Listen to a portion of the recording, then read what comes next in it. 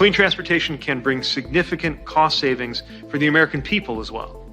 Last month, we announced a $5 billion investment to build out a nationwide electric vehicle charging network so that people from rural to suburban to urban communities can all benefit from the gas savings of driving an EV. Transportation Secretary Pete Buttigieg has been slammed for promoting electric cars while the cost of gas soars to record prices in the US. Mr. Buttigieg was joined by Vice President Kamala Harris to commemorate the one-year anniversary of when the Biden administration passed the American Rescue Plan Act. The act is a $1.9 trillion package that ensures Americans who lose their jobs during the coronavirus pandemic will still have health care.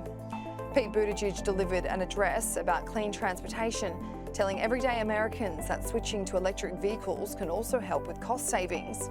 However, the two Democrats have been slammed for being tone deaf in the wake of America's highest gas prices since 2008.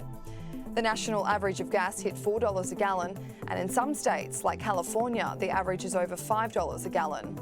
Republican Markwayne Mullin tweeted, Vice President Kamala Harris and DOT Secretary Pete Buttigieg spent the afternoon promoting electric vehicles and Green New Deal policies. Are you kidding me? The Biden administration could not be more tone deaf. Texas Senator Ted Cruz, who has been calling for more domestic production of oil, also threw shade on the Democrats. He tweeted and said, "Tell me you're a liberal elite without telling me you're a liberal elite."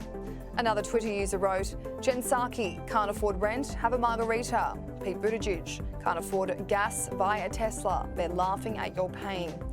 Editor of the Daily Wire, Ian Hayworth, wrote, in 7 years, you'd save $4,700 on gas. That's $670 a year. The average electric vehicle costs $56,437. So in just 84 years, you'll make your money back. After days of deliberation, the Biden administration have banned oil and energy resources from Russia in another attempt to retaliate against the country's decision to invade Ukraine. Britain has also vowed to phase out oil imports by the end of 2022, a harder task as Europe is a lot more reliant on Russian oil than the US. The US still receives a total of about 8% of its oil imports from Russia, and in 2021 imported around 672,000 barrels per day of crude oil and petroleum products. Most of the US's imported oil comes from Canada, Mexico and Saudi Arabia, and Texas produces the most domestically.